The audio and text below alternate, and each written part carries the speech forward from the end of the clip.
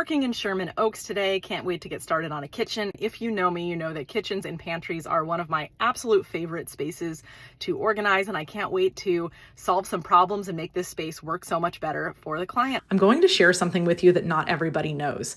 Kitchens bring me a great deal of anxiety. Now, I know what you may be thinking. Julia, you just said that that's one of your favorite spaces to organize. That is true. And I think that on a personal note, it's because in my own home, my own kitchen brings me a ton of anxiety. Because it's such a high traffic space, it's an area that's used all day, every day, whether it's cooking, whether it's meal prep, by multiple people in my family, it is always in use. And for that reason, it brings me anxiety because of the amount of maintenance. Now, I am a pretty minimalist person. I don't have a lot of stuff, but there's something about walking downstairs and seeing pending items that just make my heart race and make me feel this deep sense of dread. And so I think to some extent, not to psychoanalyze myself too much, but I think to some extent, when I get to declutter and organize other people's kitchens, it helps me to reduce that feeling of anxiety that I get in my own kitchen. And we went through every drawer, every cabinet, every single nook and cranny in this kitchen in only a few hours. And the clients were incredibly decisive and also pretty surprised with how much they let go of, given the fact that they said that they had decluttered a lot before they had moved back in to this space after a remodel.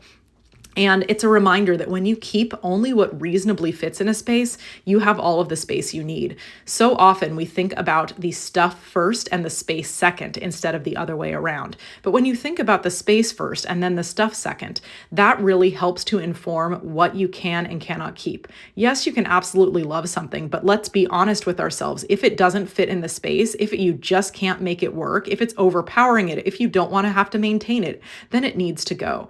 And I'm not saying that you're going to pare yourself down so that you don't have things that are essential to life. Like, of course, you're going to need those things, but only keeping what reasonably fits makes the most sense. And when you keep that mentality in mind, it's amazing what you can accomplish in only a few hours. I was even able to wipe down all of the counters and put away all of their clean dishes that were in that drying rack because I really wanted them to get a sense of just what the after could look like in such a short amount of time of decluttering.